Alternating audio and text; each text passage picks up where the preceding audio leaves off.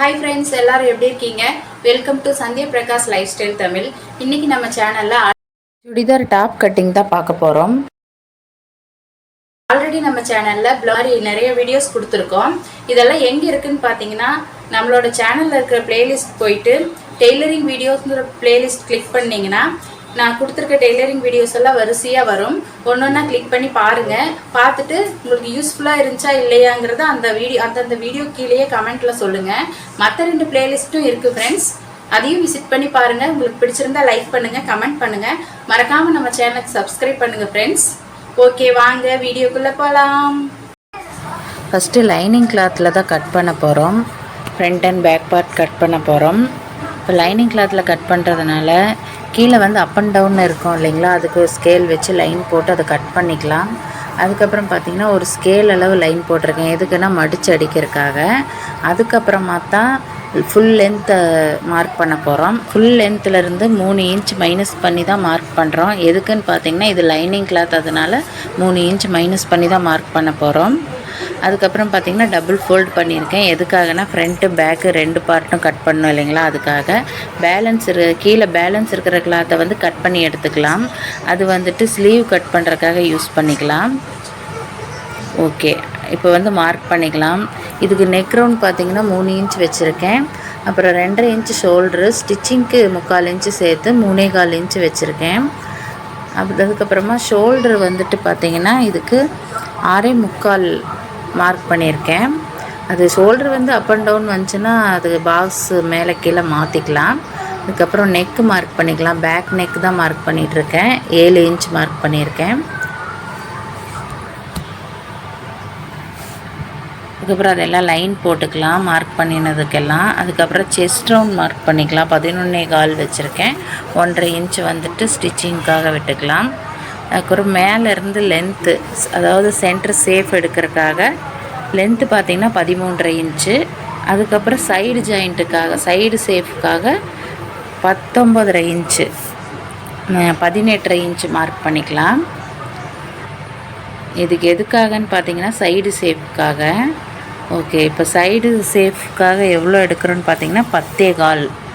அதுக்கப்புறம் கீழே அந்த சைடு ஹிப்பு கிட்ட சைடு கட்டு வரும் தெரியுங்களா, அதுக்கு வந்துட்டு 12.25 இன்ச்சு, இது 11.25 இன்ச்சு எடுத்திருக்கோம். அதுக்கப்புறம் எக்ஸ்ட்ரா ஸ்டிச்சிங்க்காக 1.5 இன்ச்சு, கீழே 1 இன்ச்சு மார்க் பண்ணியிருக்கோம். அதுக்கப்புறம் பாட்டம் பார்த்திங்கன்னா 12.25 எடுத்திருக்கேன். அது ஸ்டிச்சிங்க்கு 1 இன்ச்சு விட்டுக்கலாம். இப்போ எல்லாம் லைன் போட்டுக்கலாம்.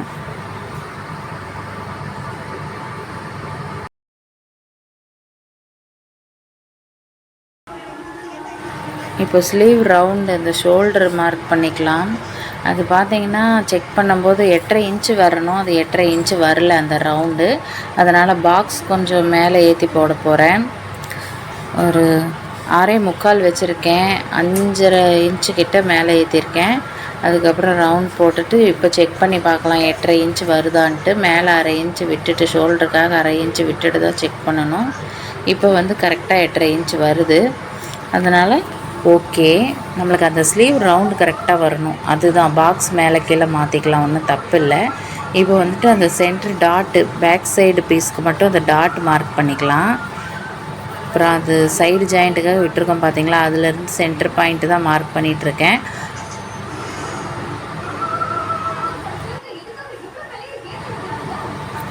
½ இன்ச்சு எடுத்துக்கலாம். அந்த சைடு ½ இன்ச்சு, இந்த சைடு ½ இன்ச்சு ஸ்டிச்சிங்க்காக, அதாவது டாட் பிடிக்கிறதுக்காக எடுத்திருக்கோம். ஓகே, இது லைன் போட்டுக்கலாம். எல்லாமே லைன் போட்டுட்டோம்னா ஈஸியாக இருக்கும் இல்லைங்களா, அதனால தான் மேலே 5 இன்ச்சு, கீழே 5 இன்ச்சு டாட் பிடிக்கிறதுக்காக எடுத்திருக்கோம். ஓகே, இப்போ இது லைன் போட்டுக்கலாம். ஏன்னா லைன் போட்டு பண்ணும்போது ஈஸியாக இருக்கும், அதுக்காகத்தான்.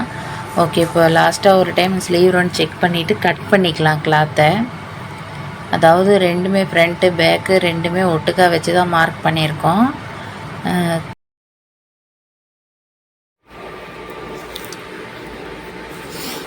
நெக்கு பார்த்திங்கன்னா கேன்வாஸ் வச்சு ஸ்டிச் பண்ண போகிறோம். அதனால் அந்த சென்ட்ரு அதெல்லாம் நாச் போட்டுக்கலாம். அதுக்கப்புறம் இந்த சைடு கட்டு இதெல்லாம் ஒரு நாச் போட்டுக்கலாம்.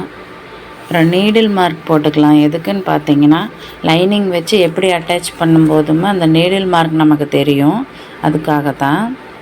ஓகே, அந்த டாட் வந்துட்டு பேக் சைடில் இன்னொரு சைடும் மார்க் பண்ணிக்கலாம், கொஞ்சம் ஈஸியாக இருக்கும் அதுக்காக. அதுக்கப்புறமா ஃப்ரண்ட்டு நெக்கு மார்க் பண்ணிவிட்டு அந்த ஃப்ரண்ட்டில் வந்து ஆம்ஹோல் குடஞ்சி கட் பண்ணுறது அது கொஞ்சம் கட் பண்ணிக்கலாம். அதுக்கப்புறம் பார்த்தீங்கன்னா இது வந்துட்டு மெயின் கிளாத்தில் லைனிங் போட்டு கட் பண்ண போகிறோம். அது என்னென்னா அந்த ஹைட்டு கம்மி பண்ணி கட் பண்ணோம் பார்த்தீங்களா, லைனிங் கிளாத்து அந்த ஹைட் மட்டும் மார்க் பண்ணிவிட்டு வச்சுக்கலாம். பேக் பீஸ் இது, அதாவது ஃப்ரண்ட் பீஸு இது. இதில் டிசைன் எப்படி இருக்கோ அதுக்கு தகுந்த மாதிரி நம்ம பண்ணிக்கணும். இது ஒன்றும் இல்லை, அந்த ஹைட் மட்டும் மார்க் பண்ணிவிட்டு அந்த கிளாத்து லைனிங் கிளாத்து வச்சு அப்படியே ட்ரேஸ் எடுத்துகிட்டு கட் பண்ணிக்கலாம்.